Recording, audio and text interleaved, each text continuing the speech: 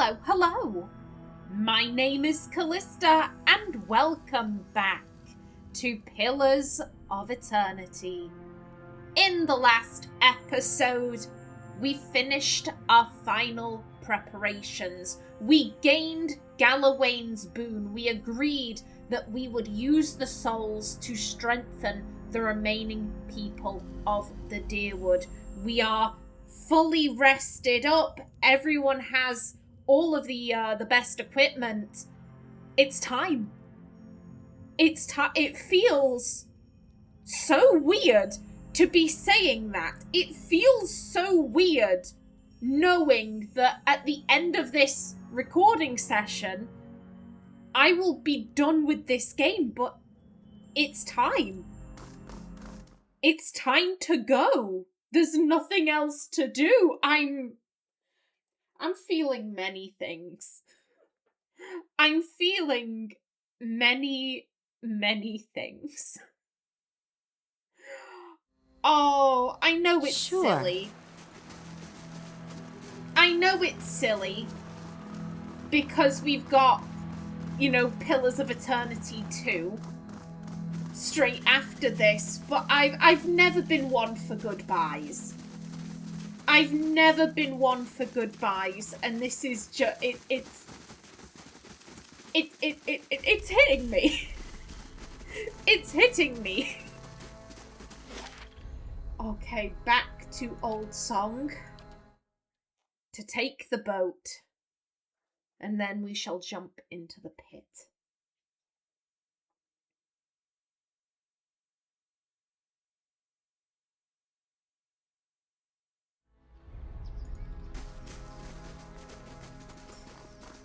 Now, I do realise we have Kana out on an assignment. However, waiting around for him to finish, it'd be waiting for the sake of waiting. So, I guess we'll never find out what was happening with that quest. Ooh, not a Glanfathan, but an Estremor cleanse Noonfrost. Damn straight I did. Damn straight I do feel quite badly for all of those pale elves, but like I said, who did Ximena want to piss off? This group of pale elves or a god? The pale elves can just deal with it. They can deal with their issues. What brings you here? A thin, ragged man stands waiting on the barge, leaning on the oar. A smile of greeting splits his weathered features. It's been a very long time since an outsider sought passage to the burial isle. Take me across. Dorval inclines his head in acknowledgement. I will. Take care that you do not lose your footing. These waters have a fickle temper.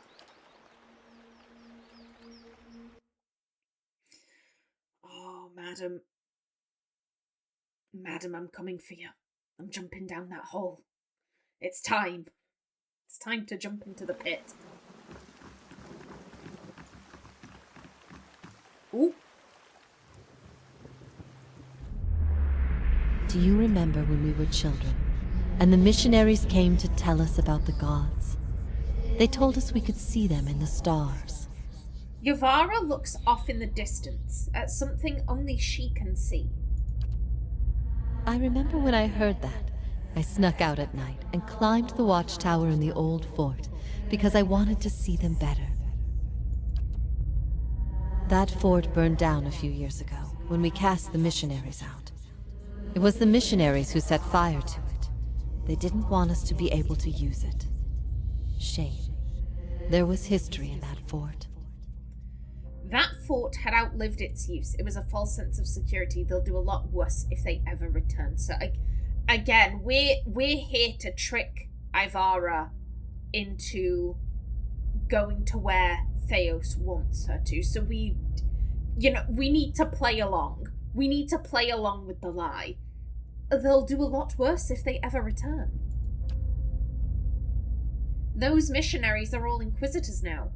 Strange to think they're the same people underneath it, but I suppose you would know. She looks at you. This is your home as much as it is mine. Do you worry about it? It's been through worse. I worry about you. Our being here puts Kratom at risk. again, I think whoever we are, I think at this stage, we believe in what Thaos has told us. This woman is dangerous. She is a threat to us and our organization. I get the feeling that we might feel guilty about this, but I do truly believe that we think that we're doing what is right. And again, we need her out of the city. Our being here puts Kratom at risk. I wish I could say I thought otherwise, but hearing someone else say it helps settle some things in my mind. I miscalculated many things since this began. I'm relieved you weren't one of them. It's a good thing we didn't hang you. I always knew this path would have consequences, but I never wanted to see Kratom suffer on my behalf. She looks off again. I don't think I can stay here any longer. I am told the Inquisition is gathering an army, that they have sent messengers to bargain with rulers from distant lands. Kratom is not built to withstand a siege. If war is coming, I should be doing what Thaos is doing. I will need allies. Allies on a stronghold that can resist an invading army. You can feel words formed long ago rising in your throat like a toxic black bile. Have you thought about Oceanus? Oceanus? They have held off many would-be invaders, and their king has no love of the Inquisition's faith. I wonder, would he listen? Oh, madam. Oh, hello. The spirits, they gather to us at... Hello. I'm like, the spirits are leading me this way, but also there are some up here. So we could go through the path. I'm just saying, are there spirits leading up the entire way, or is it just... It might just be them. Okay, well we will follow the spirits. Yeah, we could go up this little path, but I want to take the long way. Again, I know it's silly. I'm not saying goodbye to Ximena, but I feel like I am. It's see you in a little while, not goodbye forever, but I can't help myself. I want to spend as much time with my girl in this form as I can, because I am aware that the beginning of Deadfire, there is a bit of a time jump. Hello. Oh.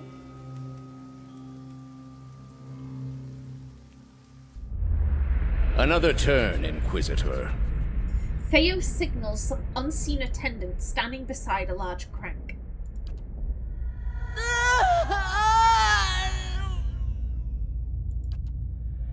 I ask again, Iovara Xensios, do you confess to these heresies of which you stand accused? He waits, but Iovara only stares straight ahead, her face stony, the creak of her restraints the only sound. Do you confess to apostasy? I confess to renouncing a mistake. She opens her mouth to speak, strands of thin spittle spanning from one lip to the other like a spider's threads. Do you confess to conspiracy against the one true faith? I confess to opening minds. Do you confess to false prophecy? I confess to following a false prophet. Indeed. And where might we find this heretic? Thaos pauses, his eyes narrow. He wears the robes of a Grand Inquisitor. Get in there, girl. Get in there. You have no followers here, heretic. Your lies hold no sway in the court of the penitents. Thaos purses his lips. Only my truth, then. Iovara seems to look directly at you. Another turn. Thaos nods to the Inquisitor at the crank.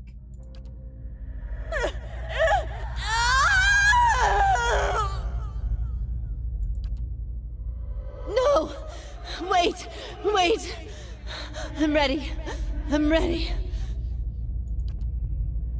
You are ready to give a confession? Thaos signals the Inquisitor to hold.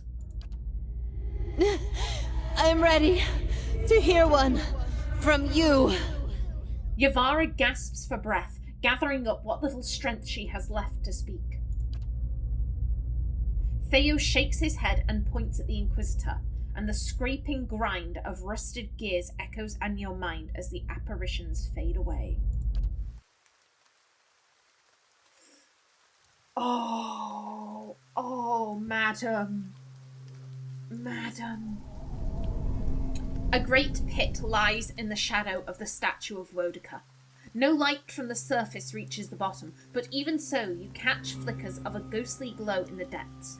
A wind from the pit buffets you. It isn't cold, but it raises goose flesh along your arms. The wind carries a whisper, low and sibilant.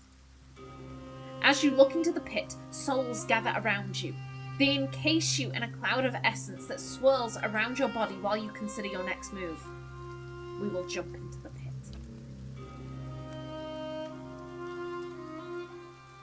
You jump, trusting in the promises of the gods and the power of the souls to bear you safely down. Whee! The gods are like, we lied, bitch. The sun drop takes your breath away, but the souls catch you, encasing you in a shining, thrumming aura. But while they slow your descent, you can still feel that you are falling faster than you should. The essence flowing around you is strong but chaotic. You find yourself drifting towards the wall. The wall, Ximena! Athletics 7, requirement not met. Resolve 16, take control of the souls to guide yourself to safety. Reach for a companion brace. It would be, if we could reach for a companion and we reach for Aloth, that would, again, it would solidify. The game is coming up with this and I am just following along. But no, I've always said Ximena is a force of personality. We will take control of the souls to guide ourselves to safety. Concentrating, you focus on the essence around you and knit it together in your mind. What was a jumble of souls becomes a single entity, coordinated and purposeful. It steers you to safety at the centre of the pit. You manage to spread your arms and legs into an X, steadying your position and the rate of your descent. You reach the Court of Penitence, millennia-old stones safely under your feet. Ooh, your party is considered high level for... I don't give a shit! I did all of this so that I would be high. Do they expect you not to reach max level? Did they expect you not... I guess maybe they don't intend for you to do all of the quests that you can. Maybe they expect you to... Oh, I'll pick and choose. Huh. If you would like, the critical path can be increased in difficulty to give you more of a chance. No. The rewards you receive will be the same regardless of the option you choose, so why would I pick it then? Your choice cannot be changed. I want standard. I did all of the quests so that I would be high level. I would like to be rewarded for my dedication, if you please. After what seems like an eternity, your rapid descent comes to an abrupt end.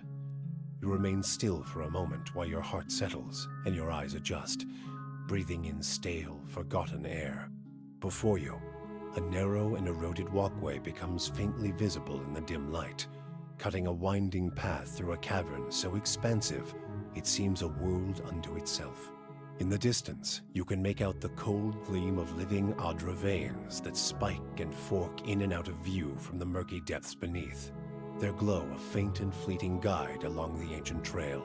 You look above at the opening you jumped through, now barely a speck of light like some distant star alone in the cosmos and forever out of reach. Your only way lies ahead.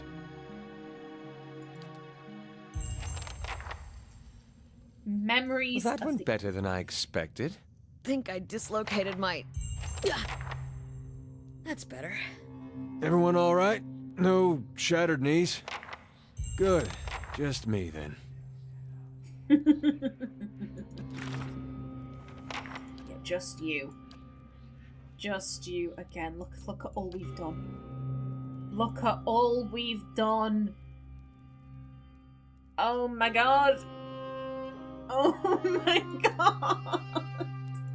I don't want it to end. I'll see what I can find.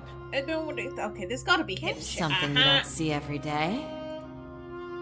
Yeah, this is the last place for them to put hidden shit in, so they must, surely. Do you want to... Thank you. Okay, so we've got a campfire here. Anything round the back? Okay. There's something you don't Ooh. see every day. I was about to say only one hidden thing. No, no, no. You are here. Ooh. Mantle of Wreathing Flame. That sounds very cool, but again, it is unnecessary. I love the spikes. I'm like, surely the spikes are unnecessary. Surely the drop would just splat you. There's something you don't see every day. Ho, ho, ho. Let's...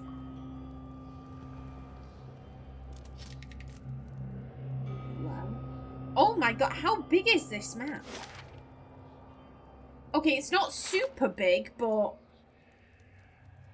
Oh, hello. There. What did I tell you?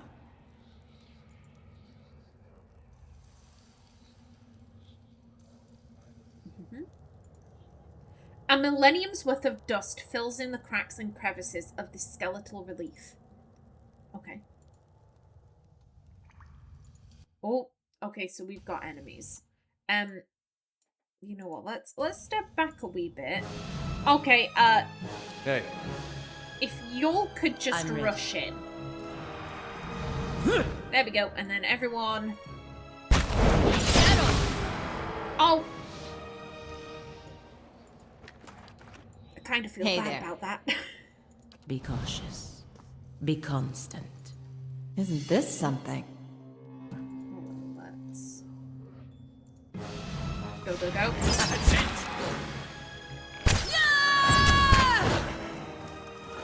Okay. Ooh, hello there. Excuse you.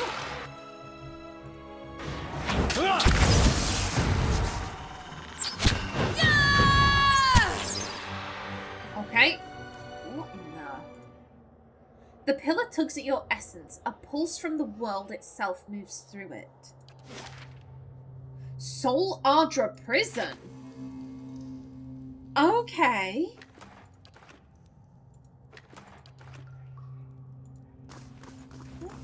I'll take a look. And back into stealth. There. Because it makes What me did feel I tell you? safe. Oh, hello. Oh, goodbye. Okay, there are more of you. Yeah, everyone just, There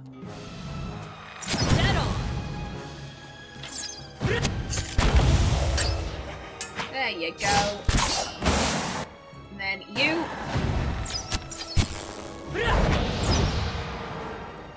Okie doke. And, ooh. A yoink. And a yoink. Ooh. And more money. We really don't need the Keeping an money, eye but... out. Fuck it, I'm having it. I'm having it. You know, once all of this is There's done... something you don't see every day. You know, Ximena has plans for Cadnua. She has goals that she wants to achieve. Yes, we won't see them, but, you know, we'll know that's happening. Let's go down here first. Oh, hello. Hello, big stairs.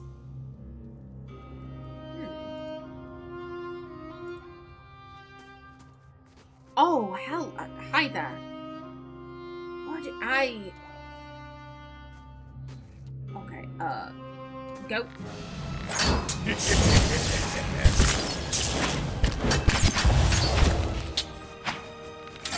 Yeah, that is cool. That is a cool statue. That's it! What are you doing? What? Okay, let's... You know what? Let's get everyone with some shielding. And then...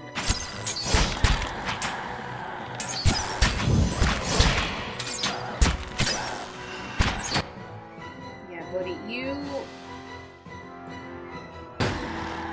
yeah, everyone... Dead on! help out Sagani. Show him how it's done! And that's how it's done. There we go. Lovely jubbly. You're not hurting my fine ranger friend. Absolutely not. Will not be having it. The ancient Ardra still bears the impression of the thousands of souls broken upon it. Your soul burns with remembered suffering. Oh, hot damn. Sure. Get everyone together. What in the... Sure. what the hell is this? Soul Guardian Pillars. Can we... oh! It gives us a wee bit of a heal. Okay. Isn't this something? Well, then, And what does the flame reveal? Ximena, you go deal with that. And Daybreak. Hello. Daybreak was the product of the careful engineering of an animancer from Solace Vale. Hoping to create a defense against the blights and phantoms that often plagued the neighboring villages, he developed a morning star that was especially effective against such nightmarish beings. Unfortunately, he died before he could make more. Even though he'd had no involvement in the early experiments with Hollowborn, he was murdered by one of the many lynch mobs that formed after the appearance of the first Wicts. Oh, I'm sorry. I'm sorry, sir. That's Hey awful. there. That's awful. I'm so sorry. Okay. And what lies down the middle path? Keeping an eye out. Ximena, you just go and deal with that, if you please. And what Oh. do we have? Oh, Here. hello. Okay, yeah, Ximena. You know what, you go back here.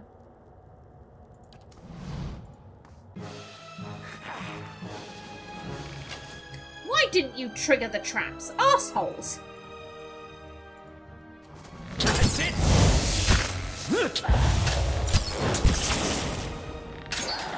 Come on. They're just animats. We can take them out, no problem. And again, Ximena, Hey if you there. would be so kind. There. What did I tell you? Give me a There real we challenge. go. Lovely, Hey lovely. there. And through this door is... hello. Ooh. Ooh.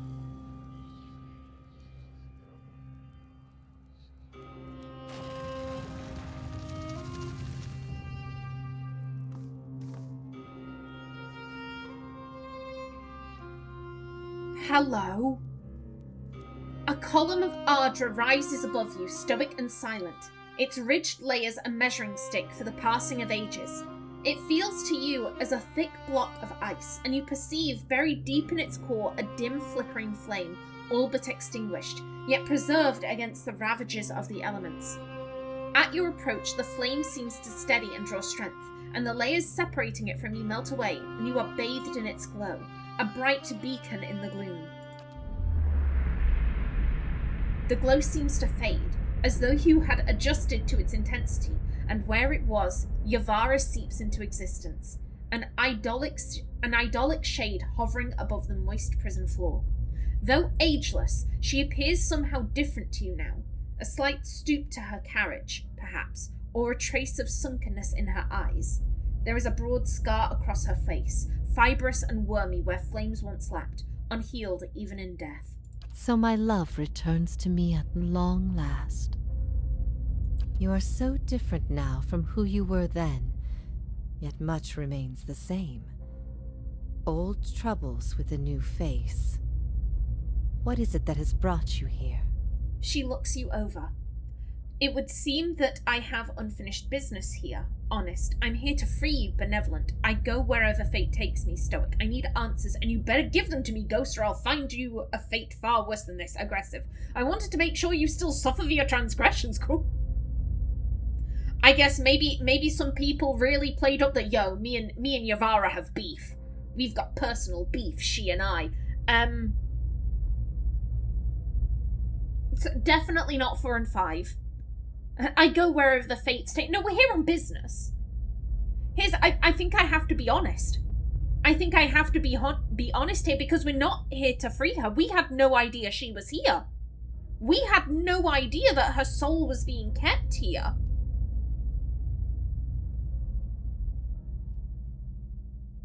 I think maybe, you know, Ximena... I think maybe Ximena can feel this is ending. We are about to reach, and to use a literary term, everything is marching towards zero. To quote the great Agatha Christie, it is almost 0 hour. It is almost time, and I think the closer we get to that moment, in a way, it opens Ximena up. It opens her up to what is external. Her soul laid bare, almost.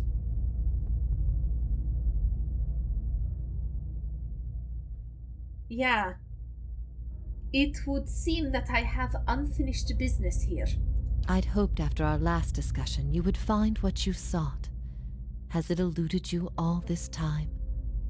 I can only guess your presence here has something to do with Thaos. The energy of this place changes when he is near. I don't know what he has done, but I do know of the souls that pass through here now. They do not come by choice. Thaos diverted them from the cycle. He seeks to empower Wodika and to blame Animancy for the damage he's caused. After all this time, he would still stand against the tide. She shakes her head. You knew me when Thaos did. There is something I need to know about that time.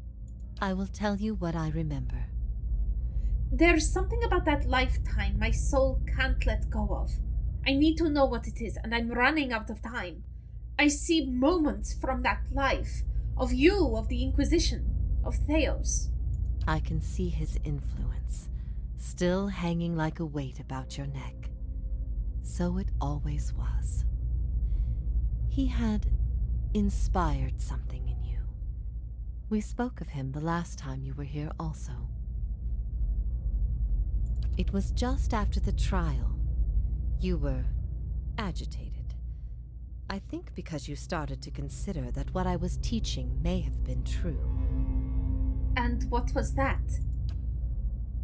Iovara's mouth tightens and her brow furrows, a look of pity. Her eyes shift back and forth between each of yours, as if looking for something that would help her decide whether to speak. That the gods aren't real. Pallegina throws her head back and laughs gleefully. Of course not. It all makes sense now. I'd dreaded the idea from the moment the Delimgon suggested it. And yet, it almost feels like a relief. I'm pretty sure I said this before, but they really do bear Ximena has a type. Ximena's soul has a type, it seems. Aloth gives a bitter, dry laugh. She's not serious. I think she is. Perhaps not to her. Many are those whom the gods have scorned. This is petty retribution. That doesn't seem possible. Sagani narrows her eyes. What I taught was that the gods whose faith we had been spreading were not gods at all, but something else entirely. Something created by people. Ooh. Who created these gods? And for what? They were conceived by Engwyth, a society of high minds and broad concerns. Thaos' people. In their time, every people worshipped its own gods. Sometimes they warred over it. After a few wars of their own, the Engwythans sought an end to it. They devoted all their energy to finding the true creators. This may just be the atheist in me speaking, but why do I get the feeling they found nothing? There are no gods. We are howling in the dark. We are howling at the moon, and nothing is answering. And so in that case, well, we've got to create gods. We need to create them. We need to make them ourselves. Who did they choose? Because we've spoken to the gods. We've spoken to them. They reply. Is it a case of like they chose, okay, well, John's got a good head on his shoulders and Susan's always been a decent lady, so you can go be gods? Or did they... I mean, we know that soul energy is a big part of this universe. Did they just gather so much that they created gods out of nothingness? This is interesting. This is interesting. Generation after generation, they prodded and worked the stitching of the world and unlocked its secrets. One day, they found an answer. Except the answer was no answer at all. There were no gods to be found. Or if there ever were, they were gone. And so we create some to unify people. It shook them, this finding.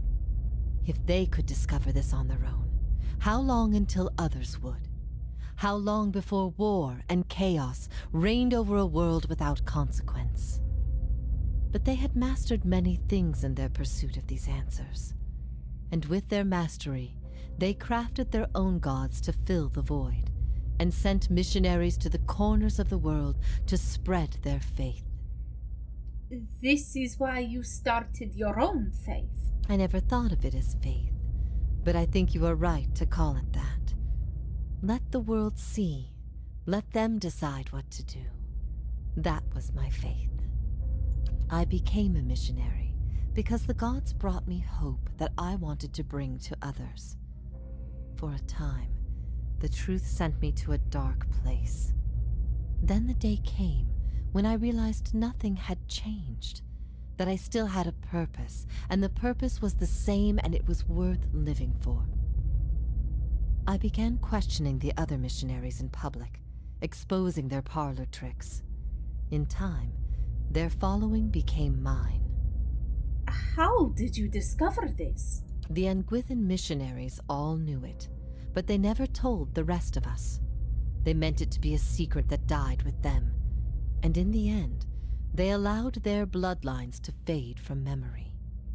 I had been assigned to join a few of them at a temple. I found the door to their chambers closed, but the room was stone and the door thin. Their voices carried. I heard enough.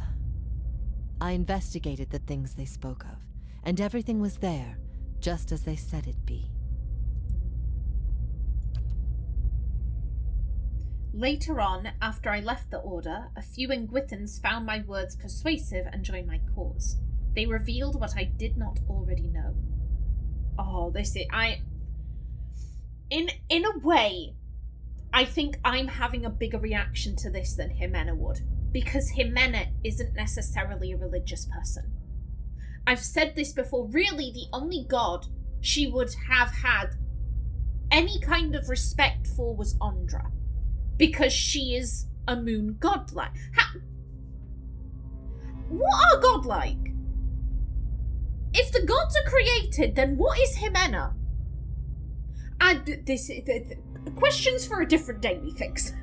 Questions for a different day. For right now, we focus on this. Yet Ximena really wasn't too concerned with the gods. The only one she had any kind of respect for was Andra, because literally, without Andra, I would not exist.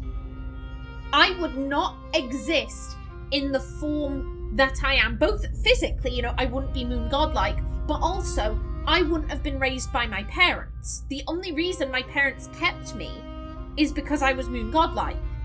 Ximena is and isn't an only child. She has a bunch of siblings that she's never met because her parents were like, yo, raising a kid, that would be disruptive to our lives, so we're going to leave this baby on a church doorstep. oh shit, we've had another, we can leave this one on the doorstep of this house. Oh, we've had another, well, oh, we'll leave it in, I don't know, like a town square. Like, they would just ditch their kids because they didn't want the bother of raising children. And then Ximena was born, and a moon godlike, we can use this. We can use this in our schemes. If Ximena had been a regular human, she would have been ditched somewhere. Ximena literally would not exist but for the fact that she is a moon godlike. As such, Ondra is really the only god that she has ever respected. And then Ondra told us to kill ourselves. So, like, Ximena isn't someone who's very preoccupied with the gods and honouring the gods. As such, I think her reaction to this would be oh, damn. Well, shit, that sucks for all the priests, doesn't it? Oh my god, they must be real fucking sad about this. Durance, are you depressed now? No, you still calling Magrin a whore? She really wouldn't have a particularly large reaction to this. She'd just be like, okay, whatever you say, love. Okay, like, I think I'm having a bigger reaction to this than Ximena is. This is, oh, damn. Is it true, what you thought? You asked me this once before. Nothing I can say would be any proof, and it may be certainty your soul craves. Resolution. But if you are bound for the same place Thaos directs these souls, you will see for yourself, as you once did. Everyone faces this truth at one time or another. Few confront it. Few have the stomach to ask what if. And in avoiding the question, they deny themselves an identity of their own. Iovara scans her audience in silence, her eyes thoughtful, lingering on each member of your company in turn, finding interest in things unseen. What if all the tragedy, all the persecution, came in defense of an imposter? She looks to Adir. That's not... That can't be right. Aethys, he's done miracles for people. The power of the gods is undeniable. The truth of the story they weave is not. What if it were forbidden knowledge rather than fault that earned your doom? What of your guilt? She turns her attention to Durance. I have seen with my own eyes the deceptions of my goddess. The Watcher has shown me as much. But it was not until now that I understood how truly desperate she was. The depths of her deception. You speak of her deceptions, but what of your own? Was it her words that led you down your path? Or was it the absence of her words? A gap that you filled with your own broken thoughts?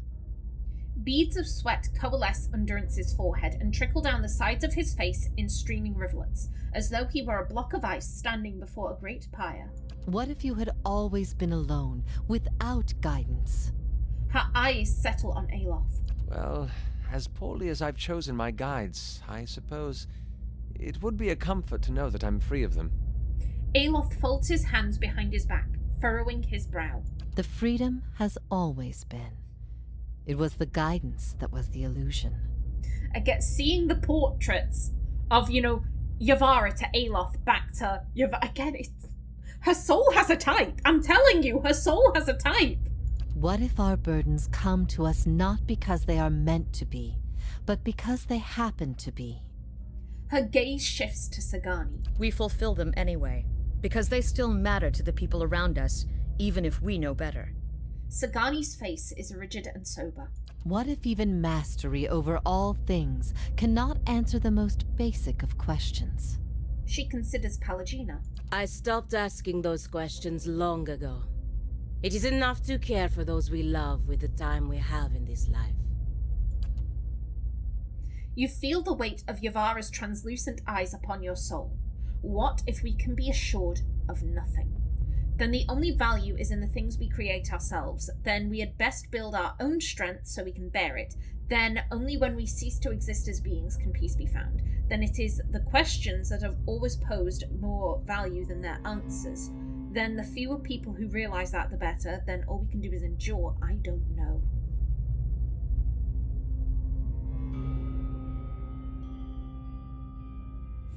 I mean, I think, what if we can be assured of nothing?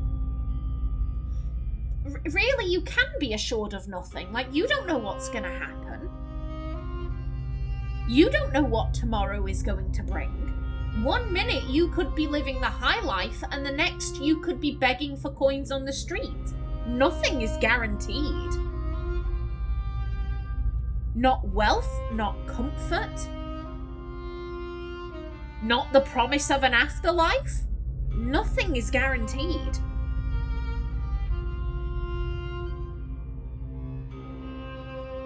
Ximena has always created her own opportunities. I think I'm drawn to number 1.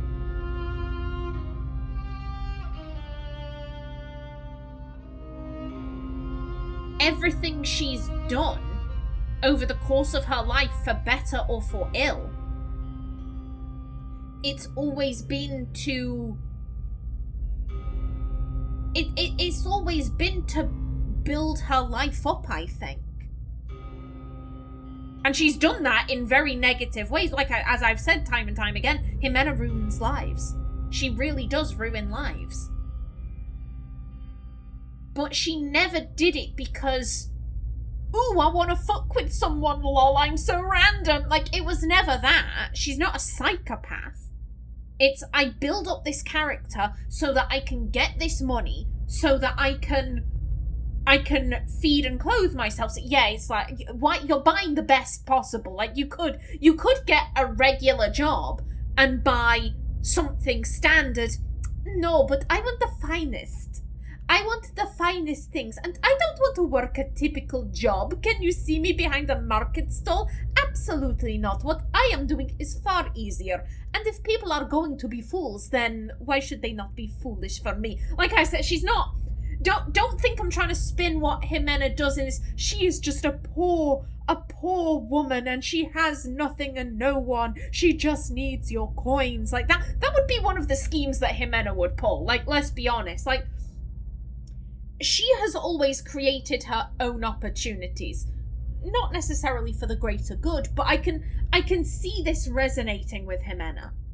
I can see this resonating with her far more than, oh, we build our own strength. Only when we cease to exist. Absolutely not.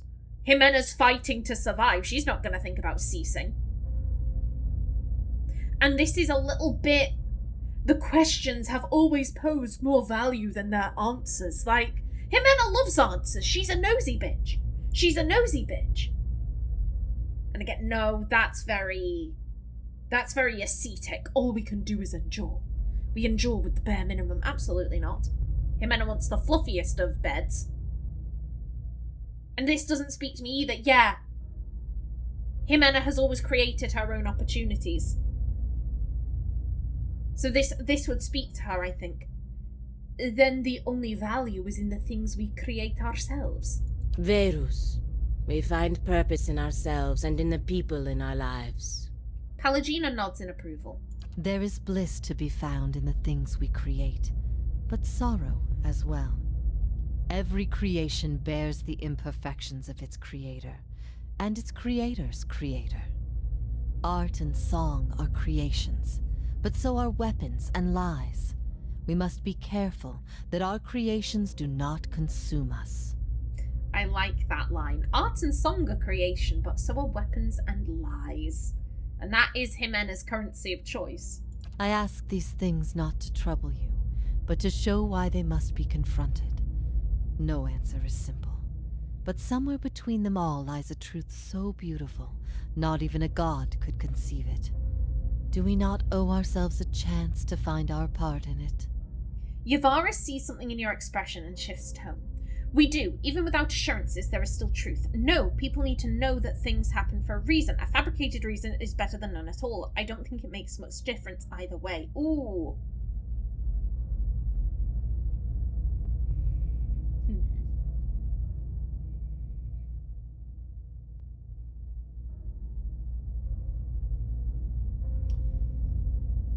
I'm actually drawn to number 3. Because here's the like I said, I don't think Ximena would be particularly affected by this big reveal.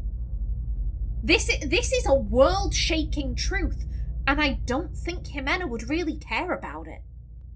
Because again, she's not particularly spiritual. She's not particularly concerned with what the gods are doing. If she were a priest, if she were a scholar, if she was someone who had dedicated her life to religion, then yes, her world would be shattered. But as it stands, Ximena's world it's a material one.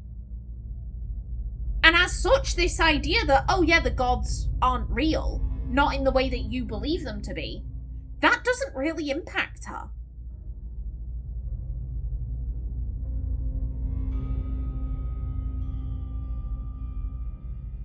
This does make me sad. Not because how do I put this? There is a subsection of people, religious people specifically, who will always shout like, oh, atheists. Like, they're kind of like, they're the religious version of militant atheists. Because, like, I'm an atheist myself. I'm not militant. If you are religious, that's wonderful. That's wonderful. I think religion can do good in the world. I think it can bring comfort to many. But please don't push that on me. I'm not going to push my atheism on anyone. If you believe in God, great. If you don't, great. No skin off my nose. I'm not going to push my beliefs on you, so please don't push your beliefs on me. And militant atheism, it hurts everyone. I can't talk, I do apologise.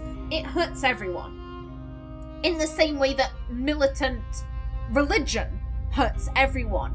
And what always gets me is there are some people who will say, oh, well, without the promise of heaven and hell, everyone would be raping and murdering. And here's the thing, I don't believe in a heaven or hell. I'm not raping anyone. I'm not murdering anyone. Because why would I want to? I don't need, oh, well, I've got to be good, otherwise I'll be punished for eternity. I don't need that to dissuade me from doing horrific, horrific things. And the fact that you think that is true, again, not you personally watching this video, but you, amorphous entity who made this claim, the fact that you believe that to be true says far more about you. Because it implies that that's what you want to do. You want to be raping and murdering, but you don't because, you don't want to be punished. You want to get into heaven, so you're not going to do that. The implication that if you were told, hey, I have categorical proof, there is no heaven, there is no hell, that you'd go, right, time to do illegal shit. Like, that's concerning. That's concerning. And I do believe there are people out there who do, I've seen a pretty lady, I want to do something inappropriate, but no, Jesus wouldn't like that. I guarantee there are some people out there who are kept in check by their religious beliefs, and that is terrifying to me. That is terrifying to me. So it's... In so many ways, I'm like, I don't think religion is necessary, but then I'm also like, no, there are definitely ways that it is. The weirdos need it. The people who can't control themselves but for the approval of Daddy Jesus. I'm like, this is... You'll scare me. You'll scare me. I think...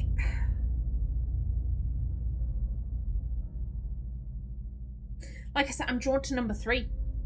I don't think it makes much of a difference either way. I've always said Ximena is very small scale. She's only recently had to start thinking large scale because of this implication that, you're going to have to figure out what to do with the souls. And she's like, oh, shit. I've got to think long term. I've got to think large scale. But I think hearing this, I think she'd default back to small scale. She's thinking, well, does this impact my life? Not really. Not really. I think she does understand that there will be some people who are, they go absolutely crazy over this revelation. There will be some people who will lose it, for better or for worse.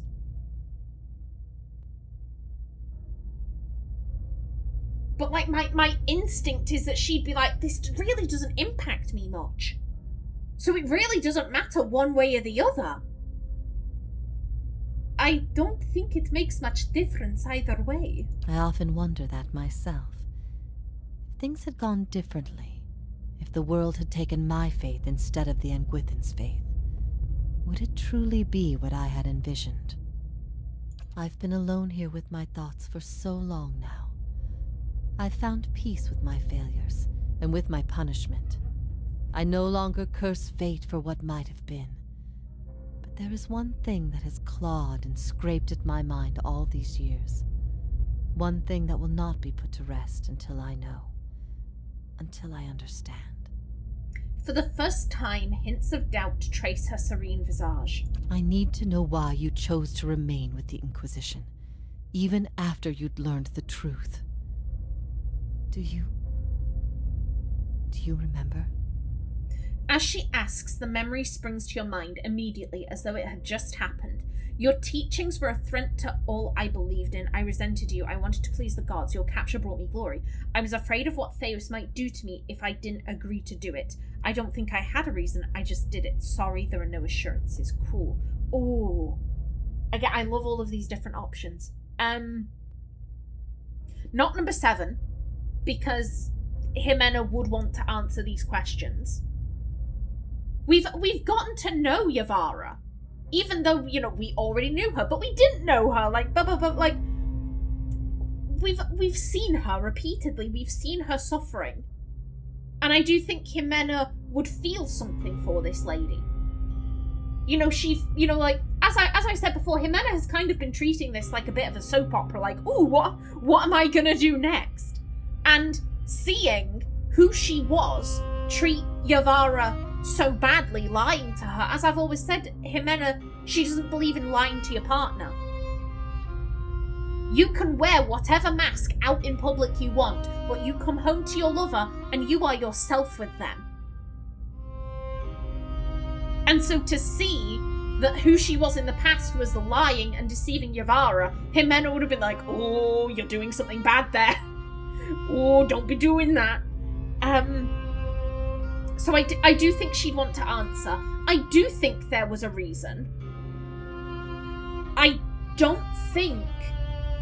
I never got any feelings of fear for who we were when we were dealing with it. It's awkward because this individual doesn't have a name. But who we were when we were dealing with Thaos, I never felt afraid. If anything, it felt more like, oh, he's like a surrogate father figure. We look up to him. We look up to him so much. Like a surrogate dad, almost.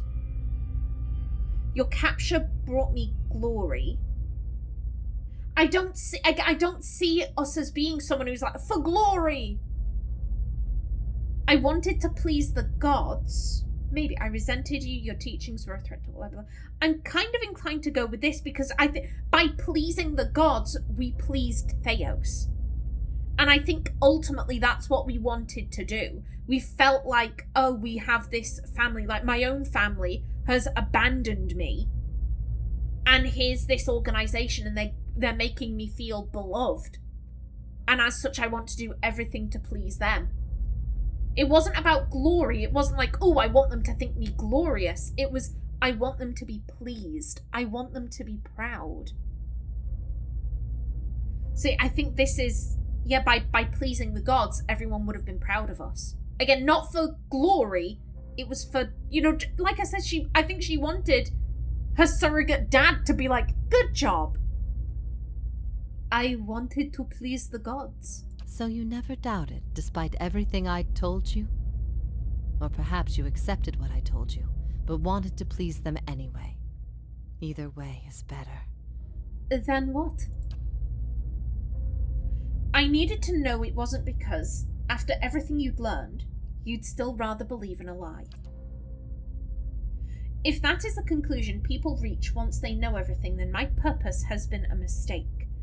Did my opinion matter so much to you? That seems a harsh connection to draw. You were naive to be so trusting of people. Yeah. Did my opinion matter so much to you? Of all that I loved you for, it it was your righteousness most of all.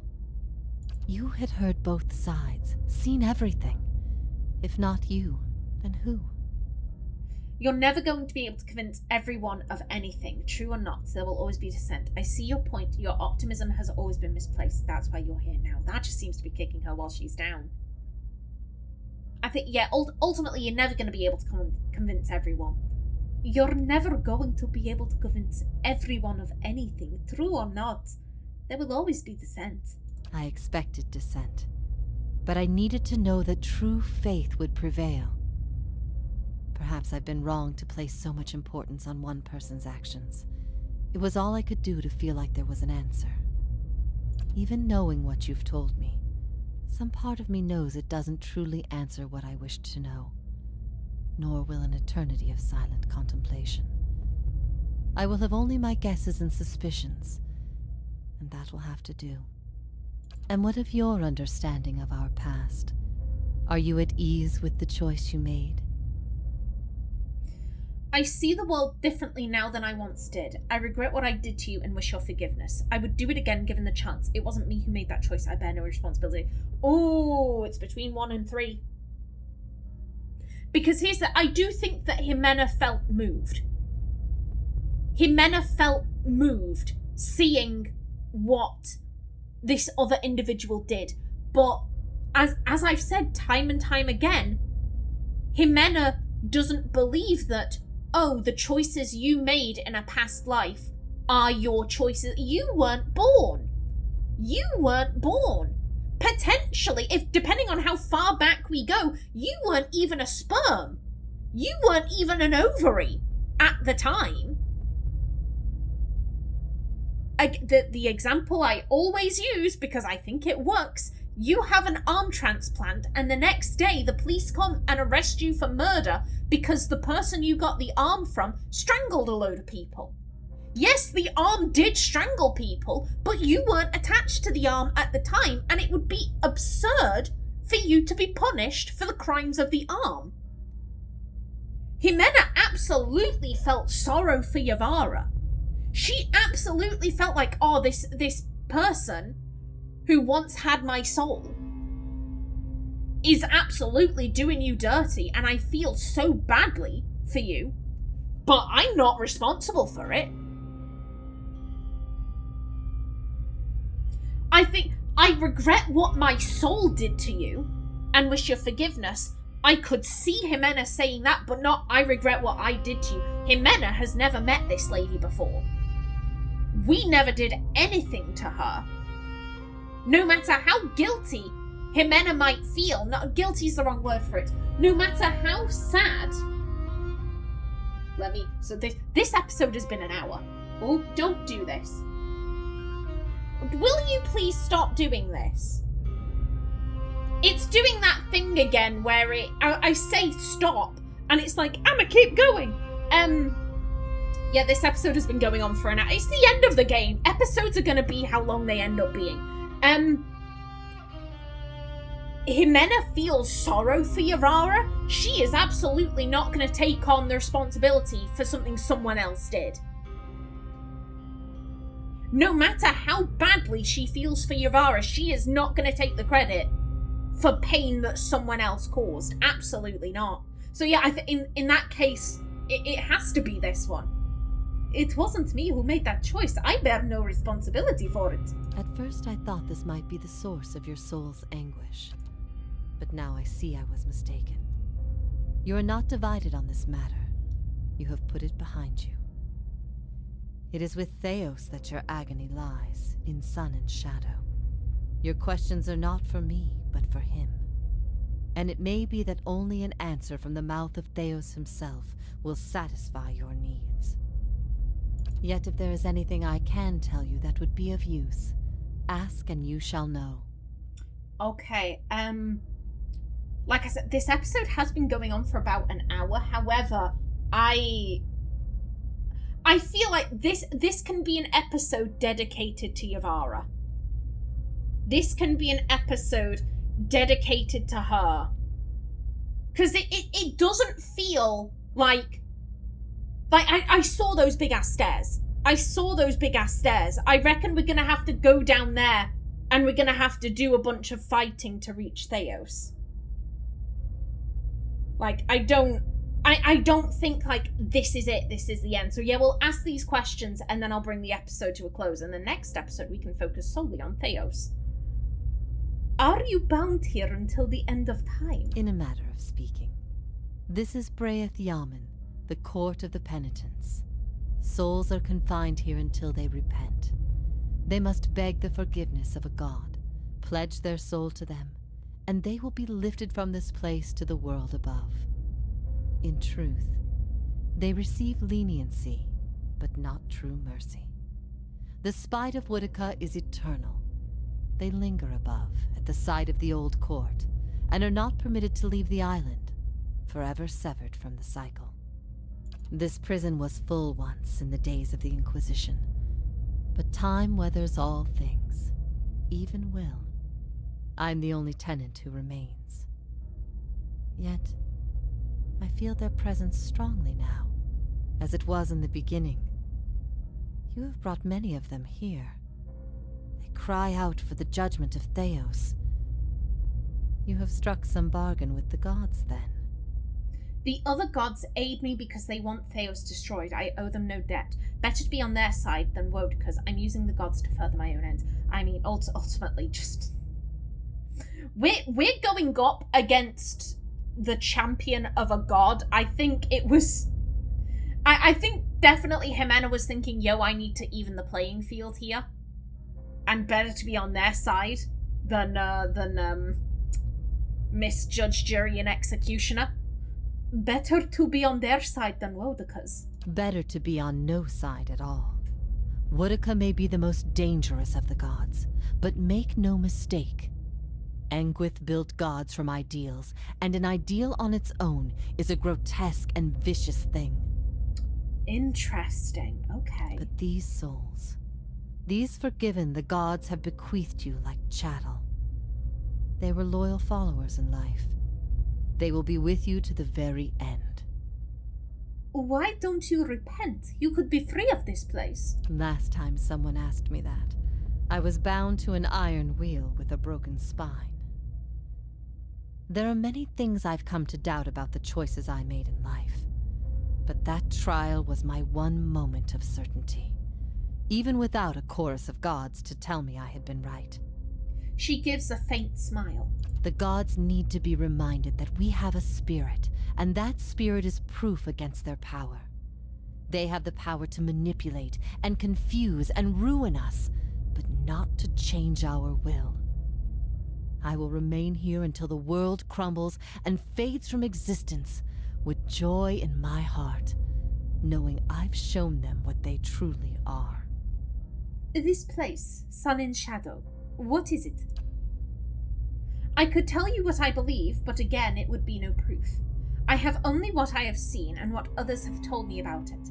There is only one man who can tell you now, who knows it to a certainty, and you shall face him soon enough. I will leave you to see it for yourself. Make your own judgments. Better for your soul that way, I think. How is it that you speak Adiran? I speak no language now, but the wordless expression of the spirits.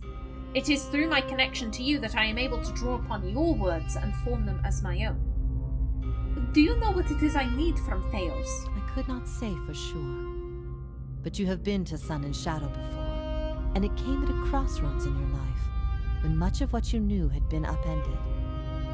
I have to believe it will come to you there. Your concerns then were of loyalty and trust and the gods.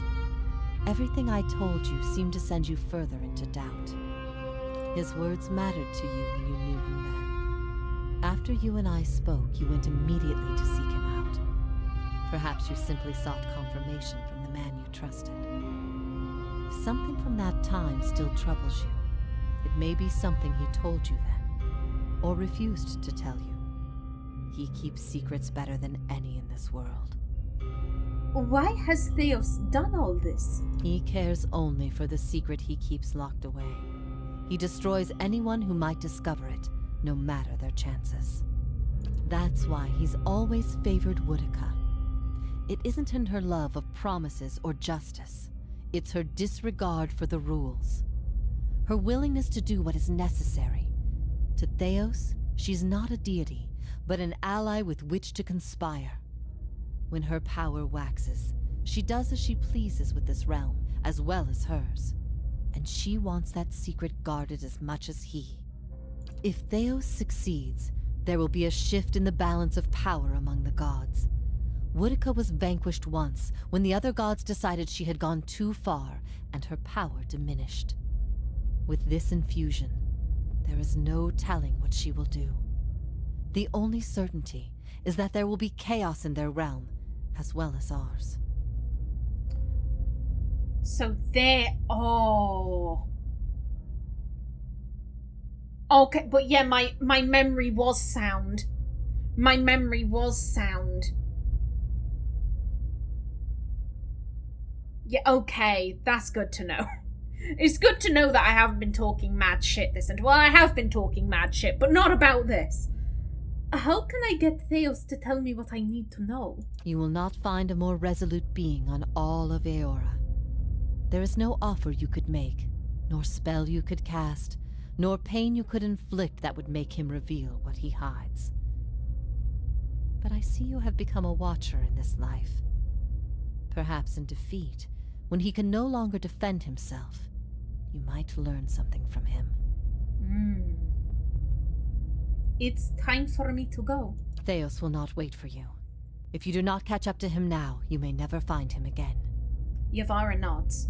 The gods have given me the souls of their forgiven. If you repent, you could join with them. Help me strike the final blow against Thaos. Your defiance here is an illusion. You are a slave to the gods, bound to their rules, stuck in their system. Your continued existence is the proof of the gods' dominion over us all. If you hadn't planted doubt in my mind long ago, I'd be living a normal life right now. Before I go, I will repay you for this curse. Then I will waste no more time. Farewell, Iovara. Again, Ximena has no beef with Iovara. Ximena has no beef with her. If anything, like I said, she feels badly for her. She's like, yo, the person who was in possession of my soul before treated you wrong. They did you dirty. Again, that's not on me because I was not alive at the time. But I don't feel any kind of beef with you. I just feel sorry. You were treated badly. I feel badly for you. We could ask her if she wanted to come with us. She'd need to repent. That would be such a... It would be such a blow to everything she did if we were like, oh, you need to repent, you need to repent. It'd be saying, yeah, I was wrong, and she wasn't. I don't think she was. Like, if she was wrong and she was talking mad shit, Thaos wouldn't have been concerned. Oh, there's a lunatic talking mad shit in Kratom, who gives a fuck? It's only because she was close, I think, that she got it, that Thaos was like, oh shit, she's got it. She's right. We need to shut this shit down. If it was a mindless rumor, we could ignore that, but because it's true, we need to go deal with her. So I don't think we'd ask that. I think, she's made her decision. This is the ending she wants. It's not necessarily what we'd pick, but if this is what she wants, then so be it. Then I will waste no more time. Farewell, Iovara. I am grateful you came and found me here, no matter the circumstances. You're not exactly who you once were, I have to remind myself. But seeing you one last time, and remembering what we shared, brief as it was better than anything I dared hope for in this place. If ever we should meet again, in this life or any other, I hope to find you at peace. Oh, madam. Madam, and on that note, I am going to bring this episode to a close right here. In the next one, we finish clearing out this level, and I think we will go head down those stairs, and I get the feeling, make the final push towards Thaos. But until then, please remember to like if you enjoyed, leave a comment below, and if you wanted to subscribe, it would be very much appreciated. A special thanks to my channel members such as SM2K, Christopher K. Davies, CGG, The Named User, and Kevin Bicknell. I've been Callista. Thanks for watching, and see you in the next episode.